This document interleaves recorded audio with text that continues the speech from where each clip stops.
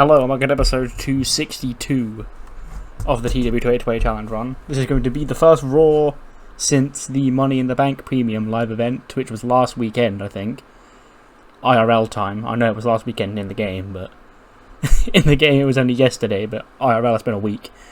The typical, post-big pay-per-view break, well, I'm like trying to scavenge everything together. It's fine, and I've been doing other stuff. It's just fine, but, gotta keep on chugging along on the road to King of the Ring, and the King of the Ring tournament and the Queen's Crown tournament begin on this show. I have the brackets. I think we went over the Raw side of the brackets last week. Yeah, here they are. Cody, Sammy, Pete, Ray, Finn, Cesaro, Woods, and O'Reilly. And then Liv, Ruby, Mackie, Tegan, Asuka, Nova, Alba Fire, and Naomi.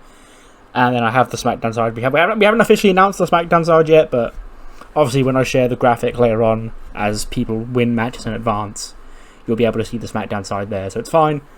And we move on to the biggest pay-per-view, well, one of the biggest pay-per-views of the year, King of the Ring and Evolution. It's going to be, like the old format of pay-per-views, where we have one on the Saturday, one on the Sunday. So that's going to be something. If the build to SummerSlam continues.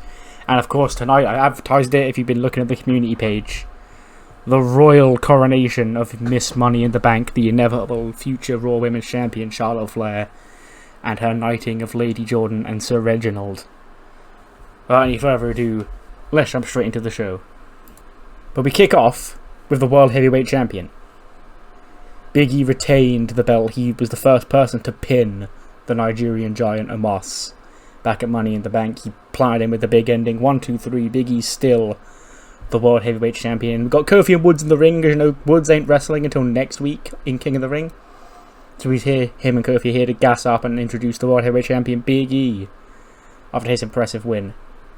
And Big E comes to the ring and he goes, "Ladies and gentlemen, welcome to Monday Night Raw." And he goes, "Now, I know usually I had to sit here as the champion. It's my job as the champion too. I've just realised I've got both championships wrong on the bottom instead of just the Raw ones. There we go.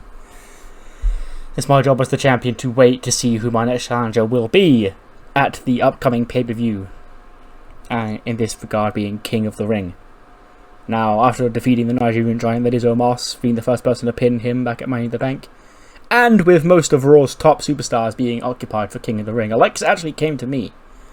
And she's like, "Have you got any idea who you want to defend the title against at King of the Ring?" And Big E was like, he said, and I was like, "Well, who are the top challengers at like? So I want to be a fighting champion. I want to fight the absolute best that you have to offer here on Raw."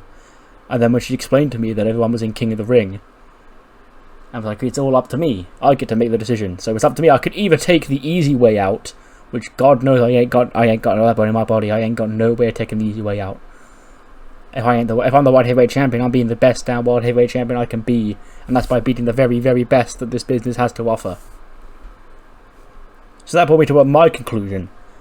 What I was going to do, since Woods is in King of the Ring, because hopefully this year he's going to win it without being screwed by a mysterious man in a black mask, and then Woods' opponent going, "Yeah, that's right, bitch." So since Woods is in King of the Ring and I can't choose to defend my title against him, he turns to Kofi. He's like, "My backup plan was for my man Kof to get the title shot that he deserves against me at King of the Ring." And then Kofi takes my like, "Yeah, you see, E, as much as me and you going toe-to-toe 1v1 in this ring at King of the Ring, brother versus brother, would have been big, and it would have proved that the real best member of the New Day would have been the World Heavyweight Champion. Nah, bruh, I ain't fighting my brother." But then, and then Woods goes, "Then we gave E another idea." I tap him on the shoulder and I say, "E, you can defend your championship against anybody that you want to defend your championship against. You can defend it against anybody. Any kind of match. Any opponent."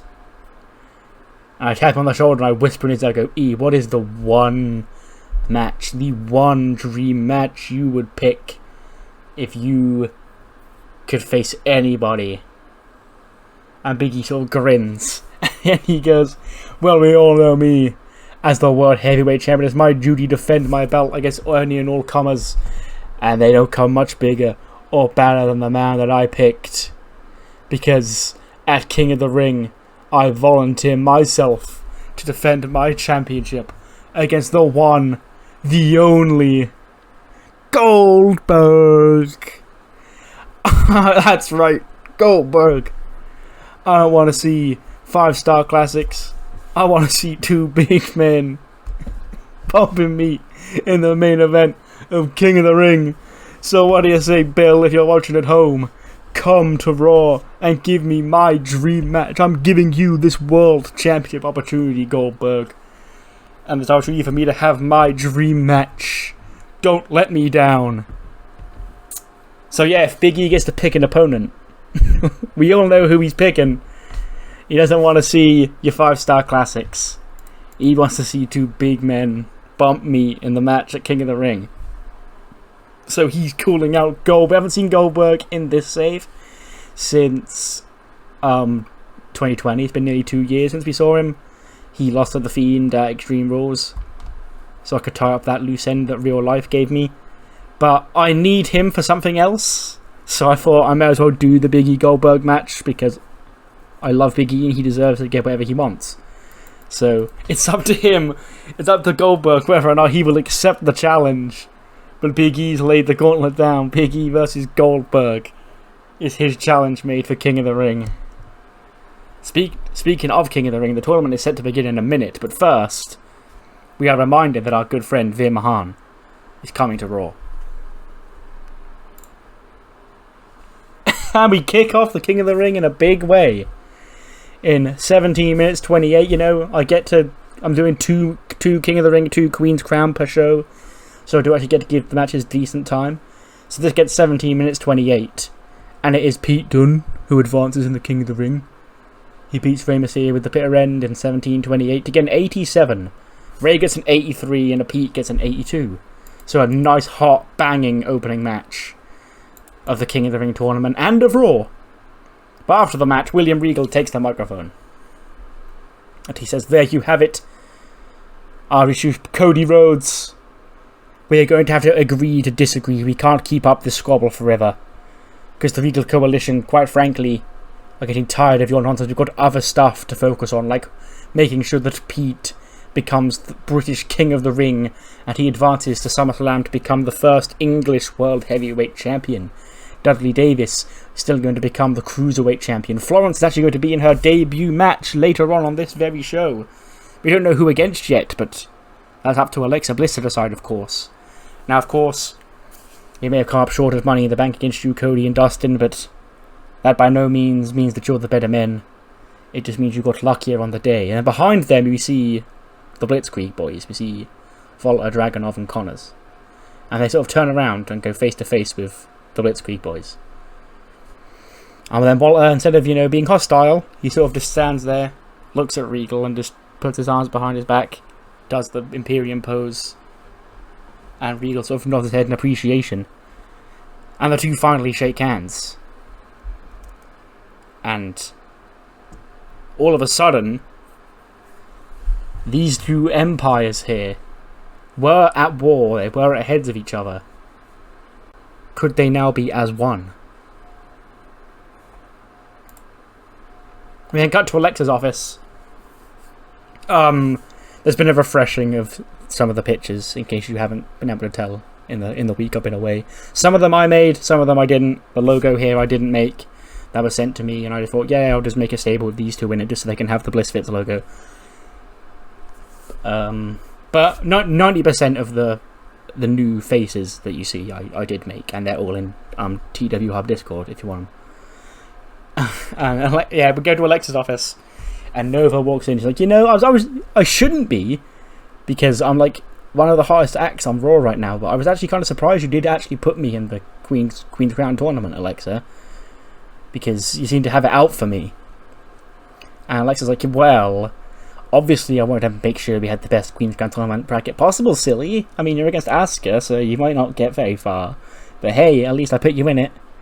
But hey, that's not what I wanted to speak to you, Nova. I actually wanted to speak to you about what we just heard William Regal talk about. See, Florence of the Regal Coalition, she's getting her first wrestling match here on Raw tonight. Isn't that exciting? And Nova's like, yeah, it's always cool to see new faces in the women's division, you know. Broadens up my opportunity, my possibility opponents a lot. And Alexa's like, well, you ain't gonna have to wait very long because you're wrestling Florence tonight. And Nova's like, but I have Queen of the Ring next week. Queen's Crown next week. Do I not get a rest? And Alexa's like, no. And Nova's like, well, fine, okay, whatever. I'll prove to you that I can do it. I'll beat Florence, spoil her debut, and then still advance in Queen's Crown, just to spite you. And then she leaves. So we now know the Florence debut match will be against Nova, and Alexa very smug about it. We then cut to the Karrion Kross collar in the ring. Kross is making another defense of the Carnage Championship, and Kevin Patrick's in the ring going like, you know, standing with me is the Karrion Kross and the Karrion Kross collar. It's like, you know, what is happening here? What is the end goal here? And it's like, Carnage, Kevin. The end goal is to create carnage in the WWE roster. That's why I've got the Carnage Championship with a K. And we've got Carcass and Cutler. And we can, of course, devastation and destruction wherever we go.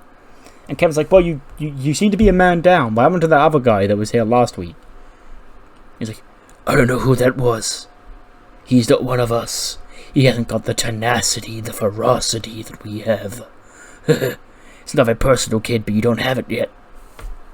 And then we move on to Karrion Kross defending his belt against his next terrifying opponent, Boone Randleman. He beats him with the Nothing Personal in 1 minute 18, defense number 5 of the Carnage title. 82 for Karrion, 47 for Boone. And Karrion retains the belt again. Then after the match, the same guy makes his way to the ring and he beats up the enhancement talent. And sort of looks at Kross. And Kross is like sort of looking at him like, well, who the fuck are you, kid? I didn't ask for this. And the guy, he leaves. He keeps looking back at Kross like for approval, but Karrion ain't giving it to him right now. as has become accustomed after any Carnage title match, we see R-Truth watching it on the screen. It's like he's got a notepad this time. Like, okay, so I gotta work out how to get my baby back. I know I can't have my baby join a cult. Like, my baby's better than that. I didn't train my baby to be a part of a cult. Then Titus walks in a frame like, Truth, you still haven't responded to my email. I've sent you about 5 of them. It's like, dog, I don't got no email. Have you tried posting it to me? It's like, sure, what's your address? It's like, dog, I don't know my address. I live here. I live looking for my baby. And then Slim Shanky walks in and he's spitting hot fire. And Truth goes, huh. Who's this guy? And Titus like, Truth, since you have taken so long to respond to our offer to you, I have decided to boot up Titus World Records in my own name without you, as we wait for your response to join our record label. But first, I've got the next hottest Bollywood rapper, Slim Shanky. And Shanky's there, he's in like sunglasses, he's got his hat backwards. He's like, yeah, Slim Shanky. And he's like, dog, you're weird. And he walks off. He goes, he just doesn't understand the greatness of Titus World Records right now, Slim. It's fine. They turn around, the Miz is there. He's sort of just judging. He goes, you know, to think I once thought you had potential. I once thought this would be the 7-foot Indian handsome megastar could be the next Bollywood superstar. I've never looked like such a fool in my life, and I've had my pants around my ankles about 8 times here on Raw. Because you're an idiot. If you want to hang around with Titus and this crew, knock yourself out. And Shanky's like, yeah, well, I'm fighting with somebody who appreciates my talent. And then he, word up, does weird hand signals. And then Miz just shakes his head and walks off, and Titus like, well, no, you're doing great, guy. You're doing great, Slim Shanky. You're doing great. So Titus is now forming Titus World Records. And his first client, Slim Shanky. Speaking of amazing storylines and angles, Dio, Manny, Saray, and... oh, that's so weird looking at them. Them photos on that background. Dio, Manny, Saray, and Young Sensei have arrived at, like, a castle. And they're like, whoa, where is this council, Sensei? And Sensei's like, somewhere far away from Monday Night Raw, Dio, that's all I know. Anyway, here's the plan. We go in there, we get Saray's necklace back, and then we can all use that to transform into our super powerful anime forms, and we can get out of here. And Dio's like, well, do we know for a fact we have super powerful anime forms? And then Sensei just puts his hand on his shoulder and he goes, plot devices, my friends. We'll have super powerful anime forms. Don't worry about it. I'm the protagonist of pro wrestling, you know. I know how this shit works. And Manny's like, well, I trust Sensei. Like, I've got nothing else to do. What am I going to do on Raw by myself, you know? Become a lover of fashion? Dio's like, no, that sounds silly. Anyway, come on, Saray. We'll get... And Saray's still kind of like, you know, she's determined because she wants to get her pendant back. But she's also kind of nervous because she doesn't really know where she is. So like, we'll get that back for you. Let's enter.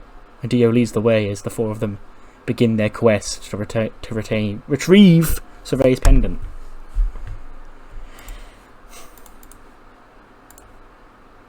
Oh, 82. A banging start for what it was, I guess, of the Queen's Crown tournament. Liv defeats Ruby in 11:48 to advance to the Queen's Crown Raw semi-finals, the overall quarterfinals, but the Raw semis. In 11:48 with the Oblivion. I don't think I've actually explained that side of the Queen's Crown and the King of the Rings is the Raw and SmackDown finals, which will be the respective overall semi-finals, will both happen on the pay-per-views as well as the grand final. So for Evolution we'll have the Queen's Crown Raw final and SmackDown final, and then the main final. Same with King of the Ring, because I don't like having a King of the Ring pay-per-view with just one King of the Ring match. That's kind of silly, but I also don't want to do the whole tournament on one pay-per-view because that's also kind of silly. So this is the best solution.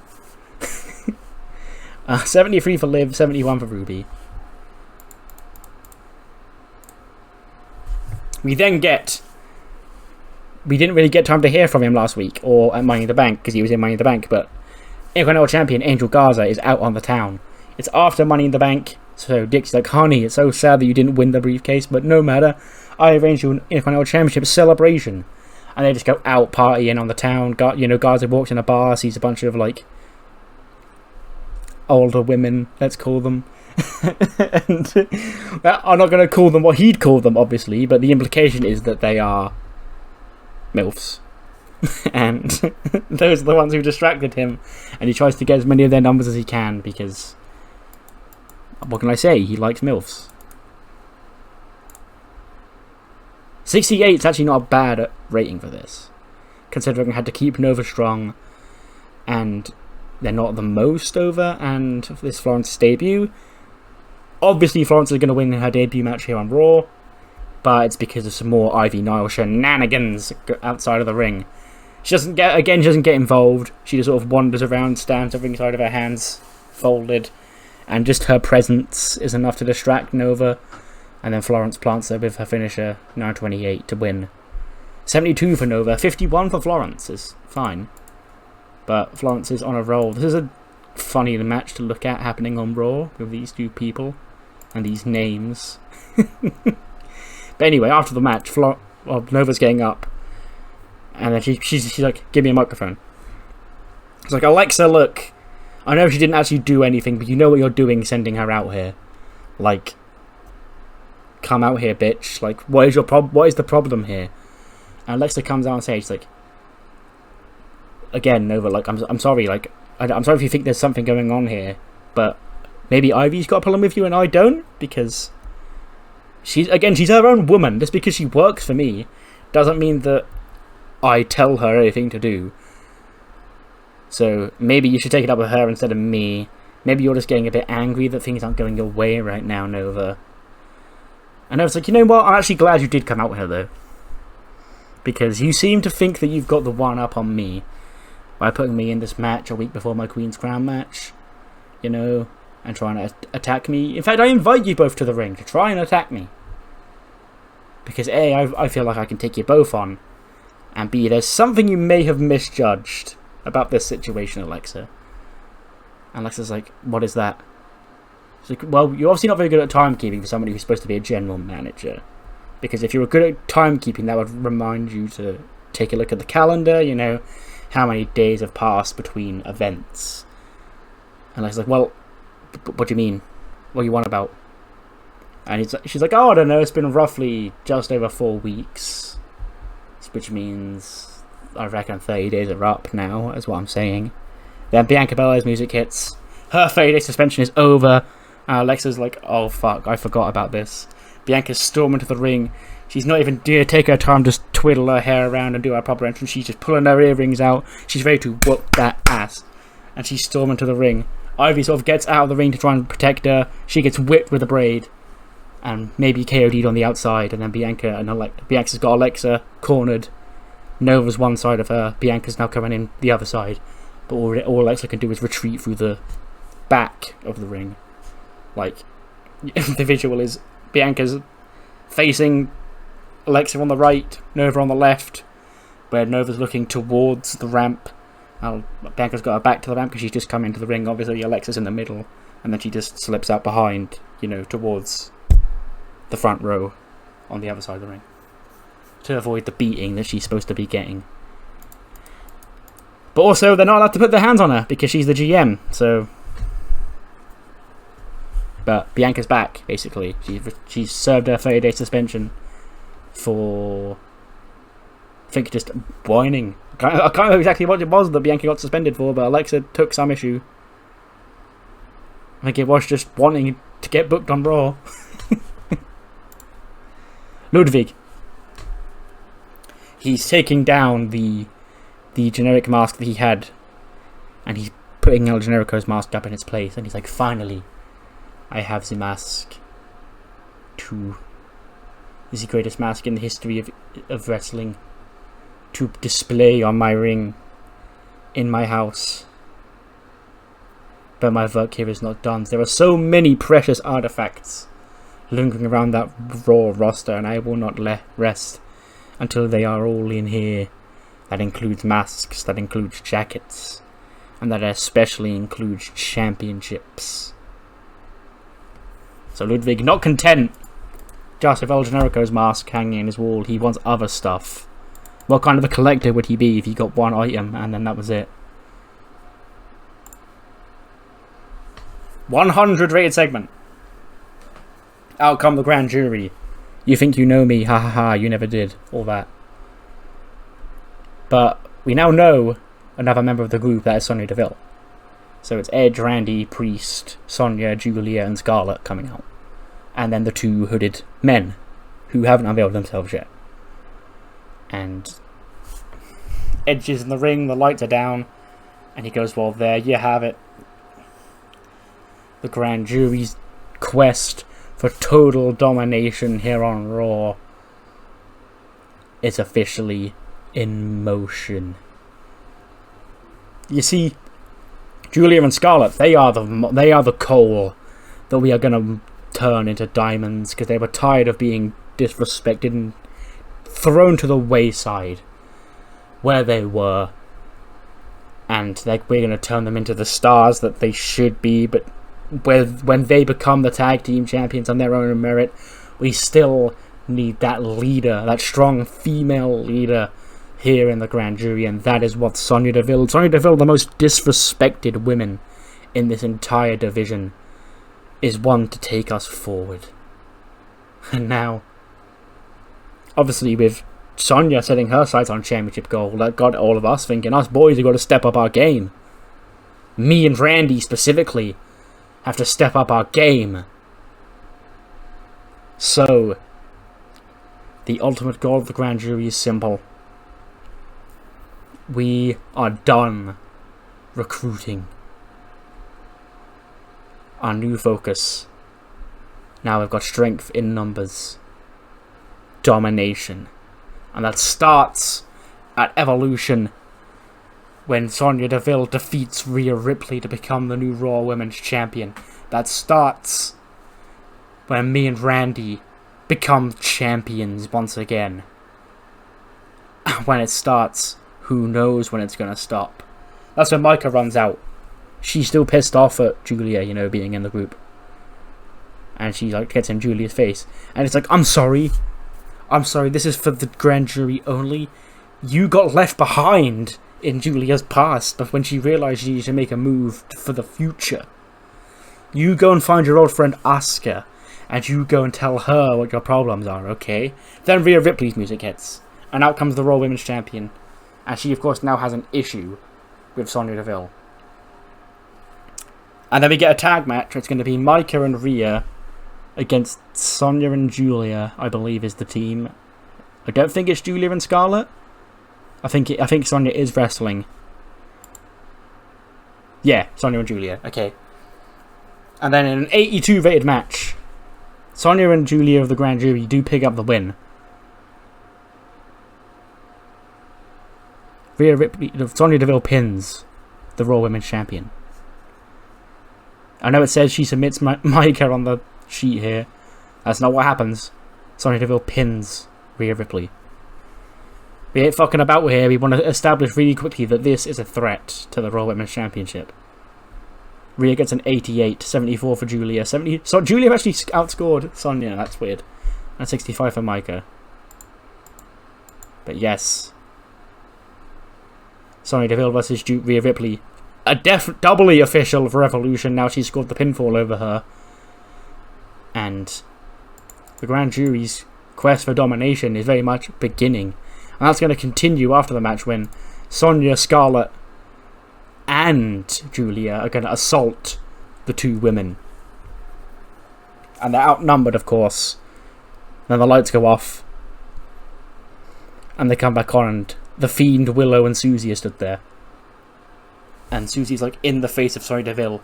She's like holding up her cross finger. She's like, no, stop. Stop. And Sonya's like, bitch, who the fuck told you? Sonya just slaps her in the face. And then she joins the assault. But of course, alongside Susie are the Raw Tag Team Champions, The Fiend and Willow, who are face to face with Randy Orton and Edge. And then Edge and Randy are like, well, fucking come on then, bitch. Edge is like, I've got history with you, but without the mask. Randy's got history with you without the mask. Why don't you fucking come on and bring it? When they're jumped by the hooded, they being The Fiend and Willow, jumped by the hooded members of the Grand Jury. And Randy and Edge probably take care of the Fiend because he's the bigger threat. And then Willow is taken out with a double team finishing move. And finally, the two male members of the Grand Jury take off their hoods to reveal their identities as Eric and Ivar, the Viking Raiders. And the whole group, that being Edge, Randy, Eric, Ivar, Priest, Sonya, Julia, and Scarlett, stand tall, the Fiend, Willow, and Susie down at their feet. Sonya Deville picks up the Raw Women's Championship. She holds it up high. And then the Vikings pick up the Raw Tag Team Championship, and they sort of look at them. Because obviously they are a tag team. They sort of look at them, shake their heads, and pass them over to Edge and Randy. And then Edge and Randy hold them up in the air. So you've got the visual of the whole stable with Edge and Randy with the Raw Tag titles, Sonya with the Raw Women's title, and then The Fiend, Willow, Susie, Micah, and Rhea all laid out. Hectic segment! But it's finally time to unveil the entire group. I've had these Vikings, evil, under these hoods this whole time. As you can see, if you go back to rewatch any episode, that predates any possible re-debut they made in real life. So, when I originally put them under there, I was like, it's going to be so weird, because I'm going to have to like make custom face paint that's like darker and like more healy. Turns out no, because they changed them up in real life as well, so that's actually one of the times where I will commend them for it, because they saved me a lot of work. But yes, they are still technically the Viking Raiders. They're still going to be the Viking Raiders with these names, because that's just what we know them as at this point. But I guess they're sort of like dark, but they're not going to be as cartoony with the Viking thing as they are in real life, because they're in this stable. They're just going to be like dark Viking brutes. But interestingly enough, they passed on the opportunity to hold the titles and gave them straight to Edge and Randy. Quick sit down, like a press conference sort of thing, or like the Gloves of Wrath boxing style, face to face, but with all four of these. This is pre-taped earlier in the day, that's why Nova's here, despite already wrestling. It's the four women who will be in action next week in the Queen's Crown. Asuka versus Nova and Alba versus Naomi. and they all just get to take turns on each other, like talk about why they're gonna win. Asuka says no one's ready for Asuka, I'm gonna dominate. I need another shot at the title after me and Rhea had a banger at Money in the Bank. Nova's like, well, I've been fucking screwed all my time here on Raw. Alba's gonna do it for Becky, although I'm gonna probably try and tone that down back. She's just becoming her own person now instead of being like the Spirit of Becky Lynch thing, because in case you couldn't tell, that was a long-term story thing, which now won't be happening because Becky decided to get pregnant again. So we're just going to have her quietly get rid of that portion of her character and just go forward as Alba Fire, as she is in real life. And then Naomi's like, I just want the opportunity, bitch. I was the NXT Women's Champion. I want to become the Raw Women's Champion. Fuck you. I'm going to win. The next Queen's Crown match is Maki versus Tegan. Tegan Knox advances to the overall, again, I'll probably just say the quarterfinals. I'll probably be the first round quarterfinals and then the Raw and SmackDown finals and then the grand final. So yeah, so Tegan advances over Maki. The former SmackDown Women's Champion. She's not had a lot of luck since being dropped to Raw, but maybe that's turning around now because she wins. She defeats Maki in 12:05 with the Vulture Culture Destroyer. 78 for Tegan, 67 for Maki. Then, also filmed earlier in the day, the exact same segment we did with the women's Queen's Crown competitors earlier on, we did with the men's King of the Ring competitors, which is going to be Xavier Woods, Kyle O'Reilly, Cesaro and Finn. These are the four that are wrestling next week. And Xavier Woods is going to talk about how it's always been his dream to win King of the Ring. Last year he was screwed out of it by a petty old best friend, but this year he's going to go all the way. Kyle O'Reilly says last year he didn't get the chance to be in it because he was a tag guy and he was being kept in the shadows of Adam Cole. And then these two, they both wrestled for he's a former world champion. He wrestled for the title at WrestleMania. He wants another shot, etc. Will one of these men win, or will it be Pete Dunne, or will it be one of the people in the main event, which is Cody Rhodes versus Sami Zayn? But then, of course, the ring has been decorated in that time. Ladies and gentlemen, it's time for the coronation. The celebration, the jubilee of the Queen. Miss Money in the Bank, the inevitable future Raw Women's Champion, Charlotte Flair. Jordan and Reggie are in the ring, and Jordan says, as much as I could go on and on about your Queen, all here, the entire 3-hour runtime of the show could just be me running down how great the Queen is. I'm gonna save you all that, because we do have a main event to get to, and I'd hate for you to miss it. So, without any further ado, let's welcome the true Master of Ceremonies here for the Queen's golden coronation. 2-time WWE Hall of Famer, the Nature Boy, Ric Flair.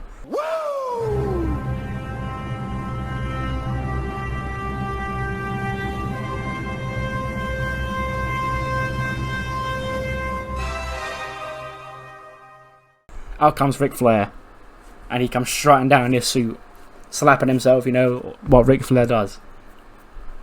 And he's like, ladies and gentlemen, welcome to the coronation of Charlotte Flair, your next Raw Women's Champion. I'm trying my best to do 2022 Ric Flair voice. it's not working. It says, now, if you all be silent, the Nature Boy will bring out his daughter, the woman of the day, the Miss Money in the Bank, the 2-time, she's not a 2-time anything, she's like a 12-time, and soon to be 13-time, Women's Champion, and the 1/2 of the Women's Tag Team Champions, Charlotte Flair. And out comes the Queen, and she's like, thanks Dad for that heartwarming introduction. Now, as much as this night may all be about myself, I couldn't have done this alone. Of course, I thank my dad for raising such a genetically gifted athlete, you know. All these women's championships, this tag team championship, this Money in the Bank.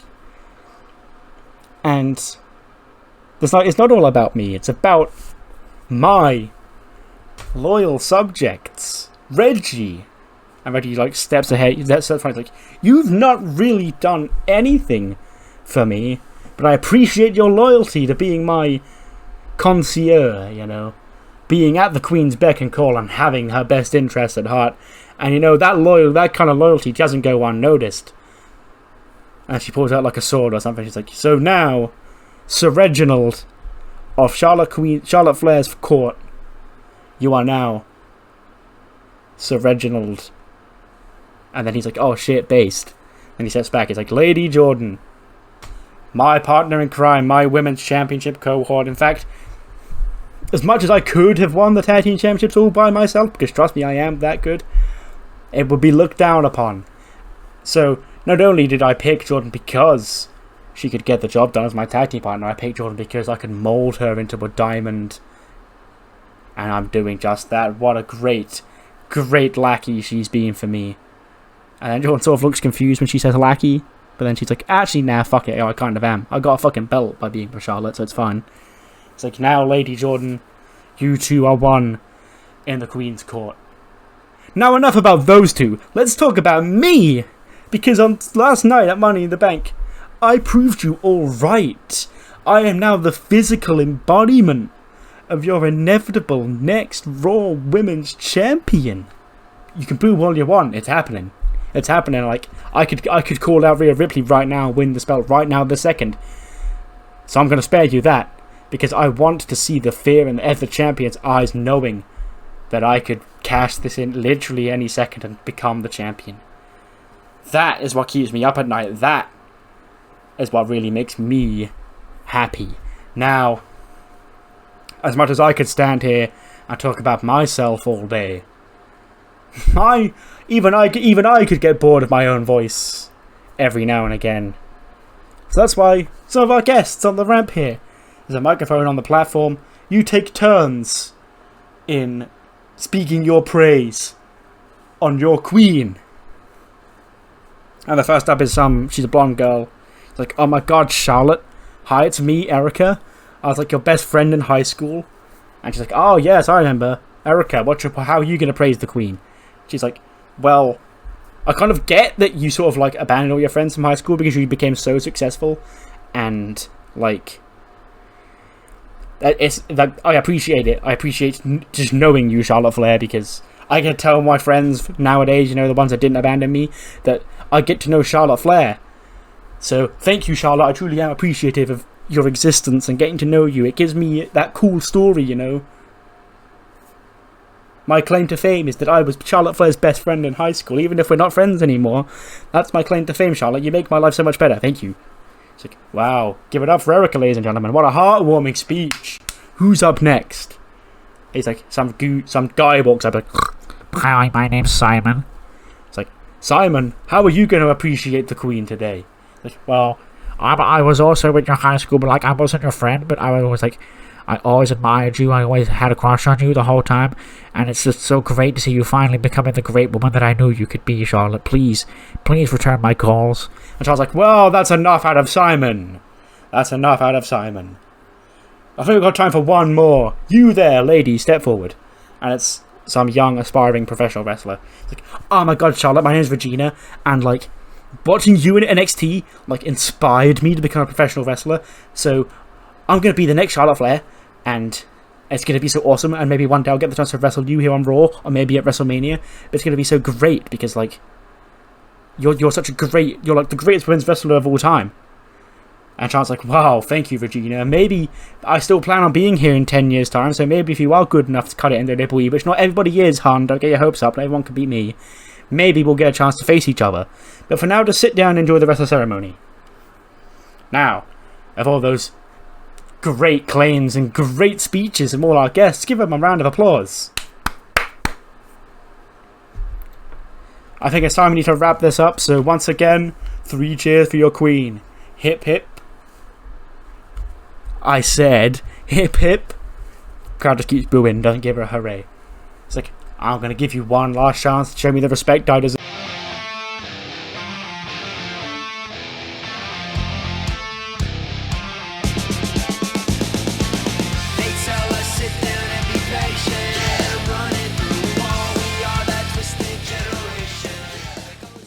Cora comes out. She's sort of dressed in like a fancy dress, because it is a fancy do, but she's still got, like, the Vans on, because it's Cora Jade. And then Mike's right there, she's like, oh my god, Charlotte, I hope I'm not interrupting anything important. And she's like, you are? Yes.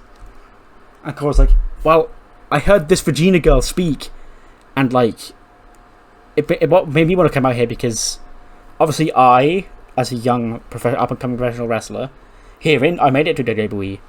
Obviously, I look up to you, Charlotte. You also won the inspirations of me, you, Sasha, Bayley, Becky, along with AJ, Paige, all these great women inspired me to really become a professional wrestler. And Charlotte's like, well, of all people, I didn't expect you to come out here and sing my praises, but I appreciate anybody coming out here. You weren't invited out here, but it's good to hear from you. And Cora's like, well, that's why I thought it was so weird that when I actually made it to WWE, I had the chance. They say never meet your heroes, and they are right, because you turn out to be such a stuck-up bitch, and, like, this whole thing is just a waste of time, really. And then I was like, whoa, that's it. We've heard enough from her. Get her out of here. And of course, like, well, see, the thing is, like, I plan on leaving. I'm here for Heat, because Heat hates everyone tonight, you know? So, I just thought I'd pop by, let you know that you're full of shit, and I hope you fail your cash-in miserably. And Charlotte's like, nobody asked, ho, get out of here. Cora's like, okay, I'm leaving, it's fine. I just wanted to get my word in. Oh, there's one more thing, Charlotte. You didn't think this would go off without a hitch, did you? Because, you know, it didn't. And then something falls, I don't know what. Not literal shit, but I don't know what would be a good thing. Maybe just water falls from the ceiling and ruins the entire setup, or like green goo or something like that. That funny visual. It's basically a wrestling wedding as it is. So, blash. Charlotte's down. Danny's down. Reggie's down. Ric Flair's down. Ric Flair's slipping over. He's probably taking his jacket off, throwing it on the floor, getting angry. And Cora's just on the stage chuckling, like waving goodbye. And she's ruined Charlotte Flair's celebration. That was a good way to waste 10 minutes. Anyway, main event time. Oh wait, no, not main event time. First things first, Cameron Grimes. He sat there backstage in a hump because he lost his IC title last week, and he's sort of like slowly dozing off in the chair before he starts waking himself up. He's like, he's like, oh, I need to get my head straight. I need to get my title back. I need to get myself right back in the headspace. I don't know why I lost that title last week. And then on the telly behind him, the big mattress ad starts playing.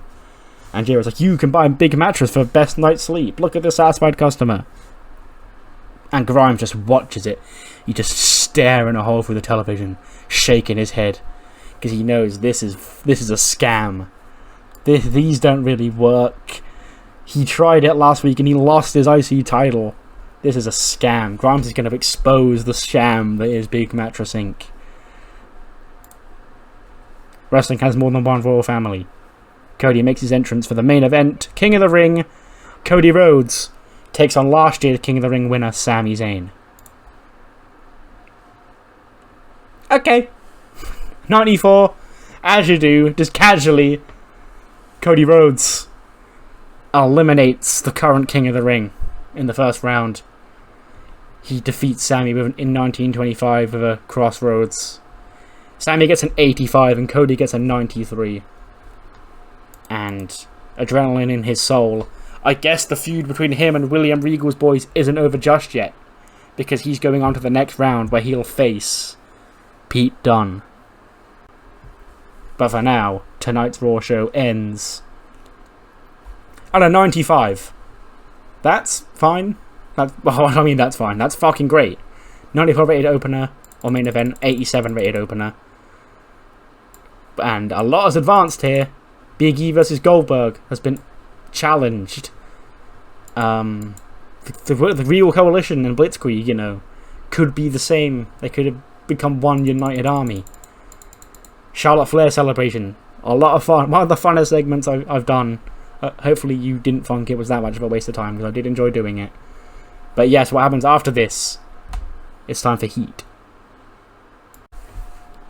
Heat kicks off just with a quick backstage segment. Brandy's back after she got attacked by Florence. And Bianca's back from her suspension, as we saw on Raw. And Brandy's like, it's finally great that Alexa Randy came in here and told me not to book you, like, a month ago. When she suspended you. And that pissed me off because you're, like, one of the faces of Heat. Which is so good.